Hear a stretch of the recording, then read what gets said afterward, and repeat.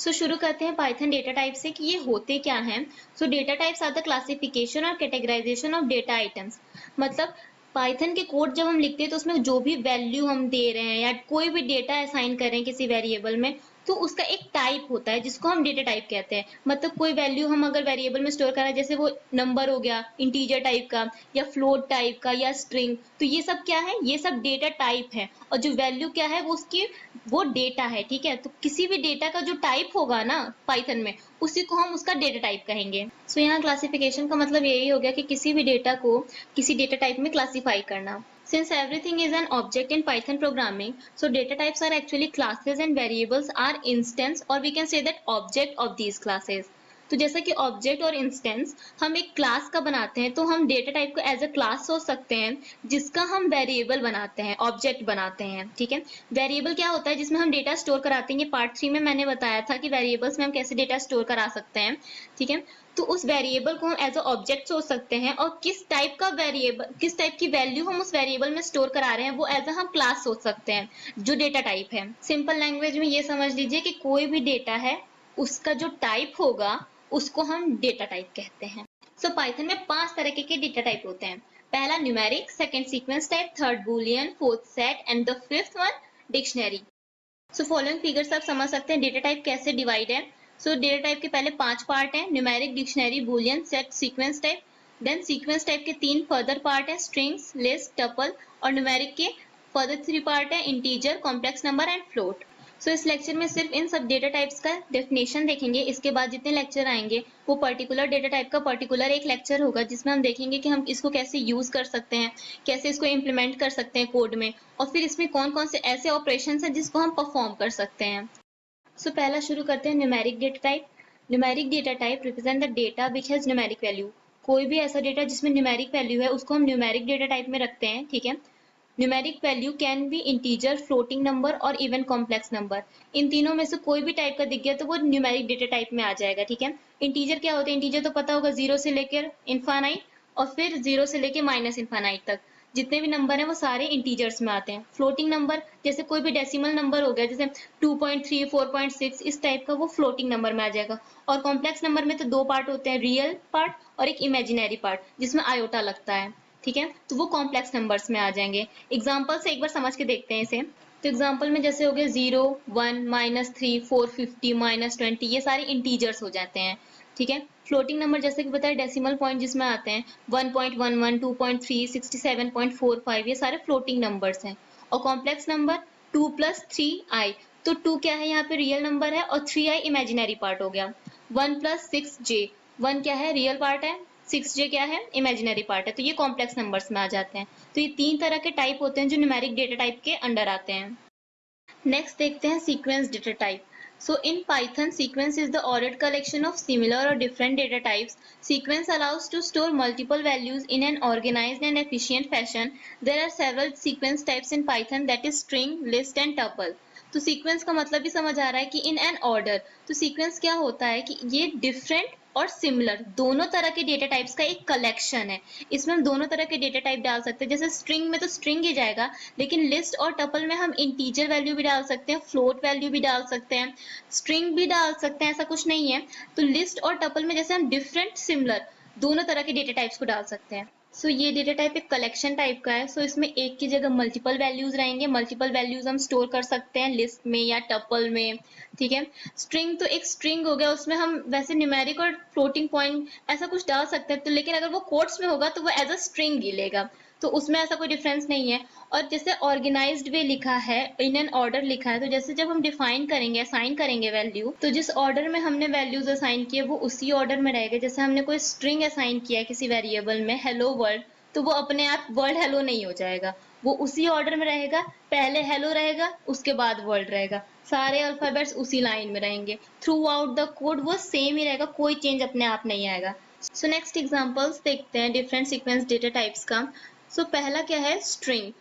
सो codes में हम कुछ भी पास करेंगे पाइथन के कोड में, तो वो एज अ स्ट्रिंग ट्रीट होता है। जैसे कि यहाँ आयुषी हो गया, स्टूडेंट्स, हेलो वर्ल्ड, या और कोई लंबा सेंटेंस ले लीजिए एज अ एग्जांपल, तो वो सब स्ट्रिंग में आ जाएगा। सेकंड क्या है, लिस्ट। तो स्क्वायर ब्रैकेट में अगर पाइथन में आप कुछ भी पास करोगे तो वो एज अ लिस्ट ट्रीट होता है। जैसे कि पहला एग्जांपल देखिए 1 2 3 4 5 6, ये इंटीजर वैल्यू का लिस्ट है, ठीक है, 1 से लेकर 6 तक की वैल्यू का एक लिस्ट है। सेकंड क्या है, स्ट्रिंग्स के लिस्ट है, जैसे आयुषी, मंजू, शिक्षा, दीक्षा, ये मेरी फ्रेंड्स के नेम है वैसे। सो उसका एक लिस्ट हो गया, स्ट्रिंग्स का लिस्ट। उसके बाद जो एक लिस्ट है जिसमें 1 है, 2.3 है एंड देन हेलो वर्ल्ड है। तो ये डिफरेंट डेटा टाइप्स हैं। पहला इंटीजर वैल्यू है, दूसरा फ्लोटिंग है और तीसरा स्ट्रिंग है। सो इसका एक लिस्ट। सो सिमिलर और डिफरेंट डेटा टाइप्स का जो जो भी कलेक्शन है उसे हम लिस्ट कहेंगे। थर्ड क्या है, टपल। सो स्मॉल ब्रैकेट में हम कुछ पास करेंगे तो वो एज अ टपल ट्रीट होता है पाइथन के कोड में। सो स्मॉल ब्रैकेट जो पहला एग्जांपल वो भी टपल है। इसी तरह से अगर सिर्फ स्क्वायर ब्रैकेट रहेगा उसमें कुछ भी नहीं है तो वो एज अ लिस्ट ट्रीट होगा। उसके वजह से एक टपल हमने बनाया है 1 2 3 का इंटीजर वैल्यूज का, वो एक टपल हो गया। आयुषी, AYUSHI, ये स्ट्रिंग्स हैं, मतलब अल्फाबेट हैं, एज अ स्ट्रिंग ही ट्रीट होंगे क्योंकि कोर्स में पास किया है। तो ये स्ट्रिंग्स का एक टपल हो गया। इसी तरह से हम डिफरेंट डेटा टाइप्स भी ले सकते हैं। जब हम सीक्वेंस डेटा टाइप का लेक्चर करेंगे तो उसमें हम देखेंगे कि लिस्ट और टपल में क्या डिफरेंस होता है। अभी के लिए बस इतना जान लीजिए कि लिस्ट म्यूटेबल है, टपल इम्यूटेबल है। म्यूटेबल इम्यूटेबल का मतलब, म्यूटेबल क्या होते हैं, जो कि चेंज किए जा सकते हैं, और इम्यूटेबल जो कि चेंज नहीं किए जा सकते।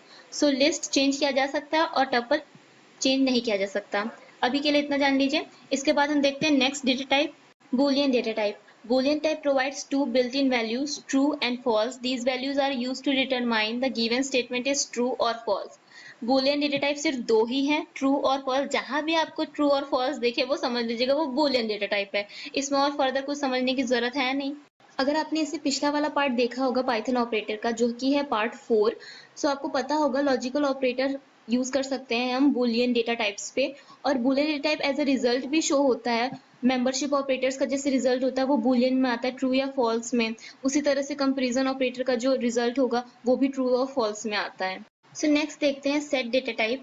In Python, set is an unordered collection of data type that is mutable and has no duplicate elements. तो set क्या है, mutable है, जैसा कि mutable बताया, जिसमें changes हम कर सकते हैं।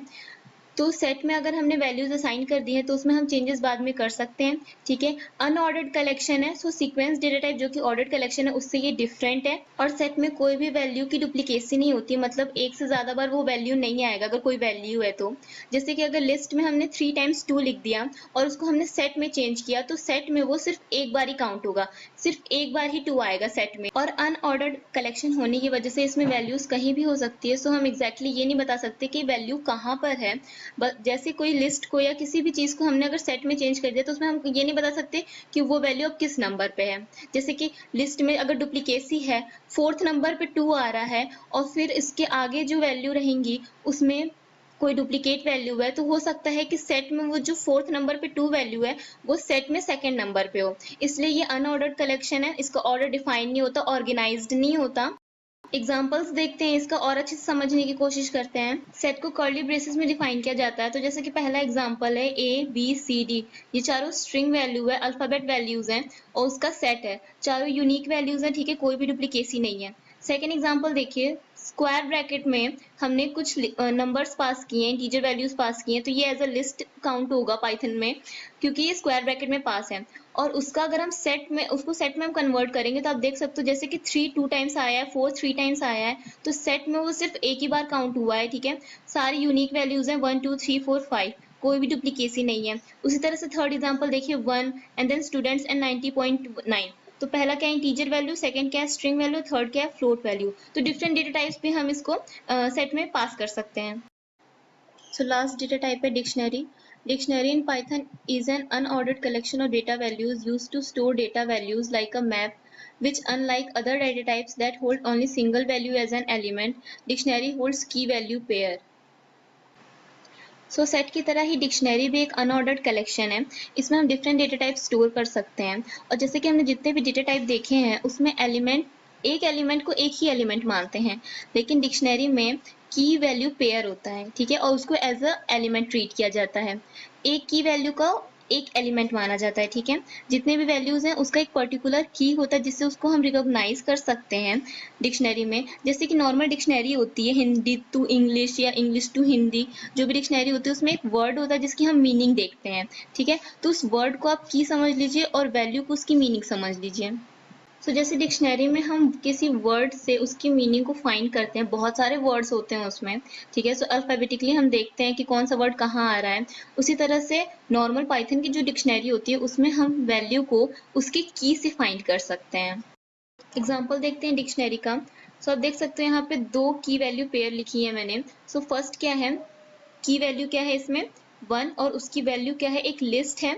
मतलब हम इसमें डिफरेंट डेटा टाइप्स भी पास कर सकते हैं, जैसा कि मैंने बताया था, लिस्ट, टपल, ऐसे कोई वैल्यू रख सकते हैं और की वैल्यू भी कुछ रख सकते हैं इस तरह से। सो यहाँ पे की क्या है 1 है, और उसकी वैल्यू क्या है, एक लिस्ट है इंटीजर वैल्यू की 1 2 3 4। सेकंड क्या है, की है क्या नेम, और उसकी वैल्यू क्या है आयुषी। इसी तरह से अगर हमें नेम फाइंड करना हो तो हम नेम लिखेंगे की वैल्यू डिक्शनरी में और हमें आयुषी मिल जाएगा रिटर्न होके। सो होप आपको सारे डेटा टाइप्स क्लियर हो गए होंगे। इसके बाद जितने भी लेक्चर आएंगे उसमें हम डेटा टाइप को और अच्छे से एक्सप्लोर करेंगे कि उसमें हम कैसे परफॉर्म कर सकते हैं, ऑपरेशन कैसे यूज़ करेंगे, कैसे इंप्लीमेंट करेंगे, ये सब देखेंगे। सो अगर आपको ये वीडियो पसंद आई हो सो प्लीज़ लाइक कीजिएगा, सब्सक्राइब कीजिएगा मेरे चैनल पे, एंड थैंक यू।